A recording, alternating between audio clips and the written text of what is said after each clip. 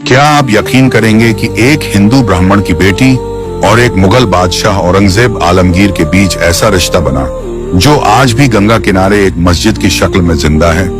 क्या आपको पता है कि जब एक बूढ़ा कोतवाल एक मासूम लड़की की इज्जत लूटने पर उतारू था, तब एक सुल्तान औरंगजेब आलमगीर फकीर बनकर उसके दरवाजे पर पहुंचा और इंसाफ ऐसा दिया कि तारीख भी कांप गई। आखिर कौन थी वो हिंदू लड़की और कैसे औरंगजेब ने उसकी इज्जत बचाकर इतिहास में एक मिसाल कायम की? जानने के लिए इस सच्ची और हैरतअंगेज कहानी को आखिर तक जरूर देखिए। सुल्तान औरंगजेब आलमगीर का अदल और इंसाफ पंडित लालाराम काशी बनारस के पंडितों में से एक मशहूर घराना था। अतराफ ए हिंद से यात्रियों की बहुत बड़ी तादाद पंडित के घर में हर वक्त जमा रहती थी। अधेड़ उम्र में पंडित लालाराम काशी के यहाँ पहली औलाद लड़की की सूरत में पैदा हुई बच्ची क्या थी कि हुस्न की मल्लिका थी। पंडित लालाराम ने अपनी बच्ची का नाम शकुंतला रखा।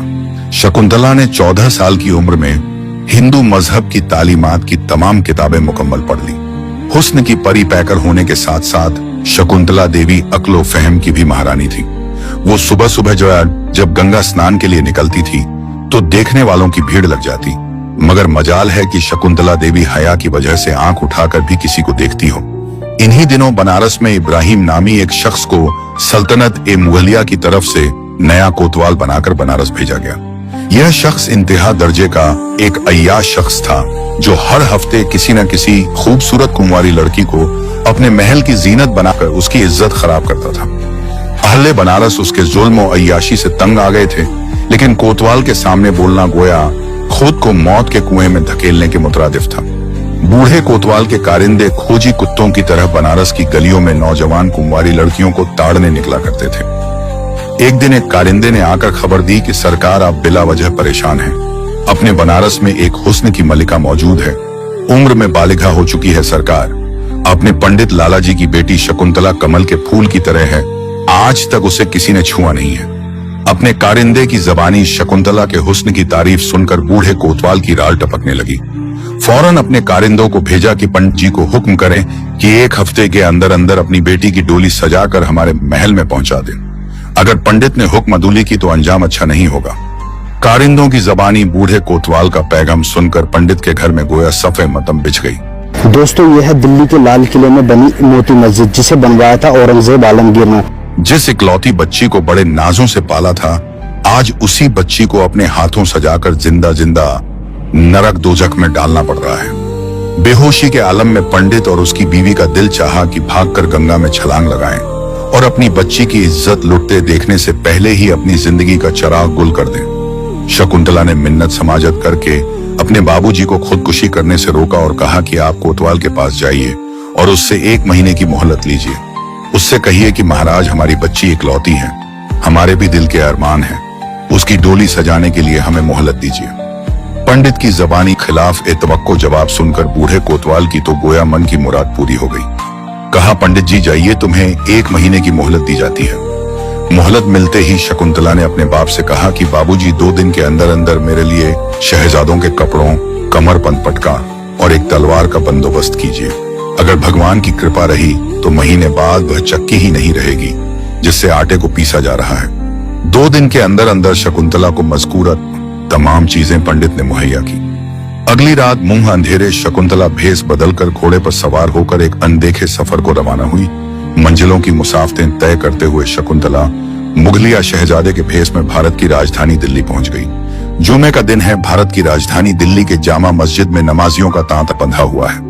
मुख्तलिफ इलाकों से उलमाए कराम, मशाइख आज़ाम की डोलियां भी जामा मस्जिद के दरवाजे पर लग चुकी हैं। हर एक शख्स जुमे की अदायगी के लिए अपनी जबीनों को रब के हुजूर झुकाने के लिए जामा मस्जिद की फर्श पर बैठा है कि इतने में आवाज आती है, सुल्तान उल हिंद बादशाह ए इस्लाम हजरत औरंगजेब आलमगीर जुमे की अदायगी के लिए जामा मस्जिद तशरीफ ला रहे हैं। फराइजो सुनन की अदायगी के बाद एक बार ऐलान हुआ, सारे फरियादी अपनी अर्जियां हाथ में रखिए, सुल्तान मस्जिद में तशरीफ ला रहे हैं। एक एक फरियादी की फरियाद सुनते हुए सुल्तान जब आखिरी फरियादी से मिले तो वो शहजादे के भेस में शकुंतला थी।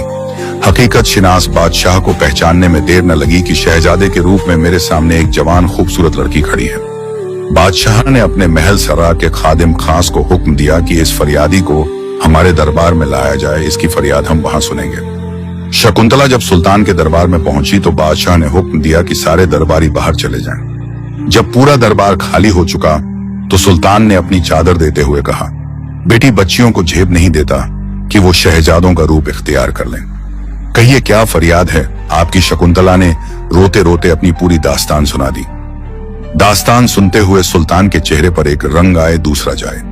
मुकम्मल गम भरी दास्तान सुनाने के बाद शकुंतला ने कहा, दयालु महाराज, मैं ब्राह्मण जात की हिंदू लड़की हूं। सुल्तान ने कहा, बेटी जाइए और डोली सजाने की तैयारी कीजिए। मायूस कुन जवाब सुनकर शकुंतला के दिल का तो गोया आबगीना ही टूट गया। मोहलत में सिर्फ अब एक दिन रह गया है। शकुंतला दुल्हन की तरह सज धज कर डोली में बैठ गई है। बूढ़े कोतवाल का आज खुशी का दिन है।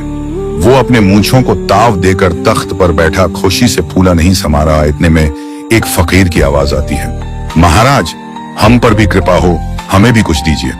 बूढ़े कोतवाल ने नाखुशी से जवाब दिया, जो रुपए जमीन पर लुटाए जा रहे हैं वहीं से उठाइए। फकीर ने मिन्नत वाले लहजे में कहा, महाराज, आज तो आपकी मन की मुराद पूरी हो रही है, इसलिए हम चाहते हैं कि हमें आप अपने हाथ से रुपए दें। रुपए निकालने के लिए बूढ़ा कोतवाल ज्यों ही मुड़ा तो फकीर ने मैला कुचैला लिबास फेंक दिया। अब जब बूढ़े कोतवाल की नजर पड़ी तो क्या देखता है कि सामने सुल्तान औरंगजेब आलमगीर खड़े हैं। मारे खौफ के बूढ़े का खून खुश्क हो चुका। सुल्तान ने जलाल भरे लहजे में कहा, तुझे इसलिए कोतवाल मुकर्रर किया गया कि तू मेरी रियाया पर जुल्म और सितम करे, बच्चियों की इज्जतें बर्बाद करे। इतने में सुल्तान का फौजी दस्ता भी पहुंच चुका था। सुल्तान ने हुक्म दिया कि इसके दोनों पांव में जंजीर बांधकर हाथियों के साथ बांध दिए जाएं और हाथियों को मुखालिफ सिमत दौड़ा दिया जाए। कोतवाल के फटकर टुकड़े टुकड़े हो गए। यूं बूढ़े कोतवाल को इबरतना सजा देकर सुल्तान ने इंसाफ का हक अदा कर दिया। शकुंतला की डोली वापस इज्जत के साथ उसके घर पहुंचा दी गई। खैरियत मालूम करने सुल्तान भी वहां पहुंच गए। सुल्तान ने कहा, बेटी, सबसे पहले मुझे पानी पिलाइए, क्योंकि मैंने तुम्हारी फरियाद सुनने के बाद कसम खाई थी कि जब तक तुम्हें इंसाफ न दिलाऊं खाऊंगा पीऊंगा नहीं। सुल्तान के भोजन के लिए शकुंतला ने खाना तैयार किया और अपने घर के एक हिस्से में सुल्तान की नमाज के लिए जगह को साफ किया। जिस जगह सुल्तान ने दोगाना नमाज अदा की, शकुंतला के बाप ने उस जगह को मस्जिद के लिए खास कर दिया। सुल्तान ने चांदी के पत्र पर एक हुक्मनामा लिखा कि इस मस्जिद का इंतजाम यही हिंदू खानदान वाले संभालेंगे।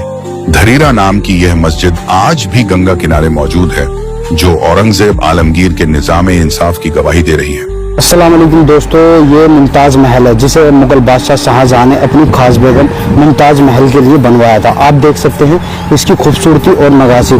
दोस्तों, पहले यमुना इसकी बिल्कुल ठोकर पे बहती थी, लेकिन अब यमुना तकरीबन 1 किलोमीटर दूर पहुंच गई है। तो दोस्तों चलिए मैं आपको इसको दिखाता हूँ अंदर। चलिए दोस्तों मैं आपको इसको दिखाता हूँ, ये कितना खूबसूरत और प्यारा है। ये देखें दोस्तों, इसकी खूबसूरती और नगासी देखकर आप अंदाज़ा लगा सकते हैं कितने बेहतरीन तरीके से इसको बनाया गया है। ये दोस्तों मुमताज़ महल का ये अपना पर्सनल कक्ष हुआ करता था।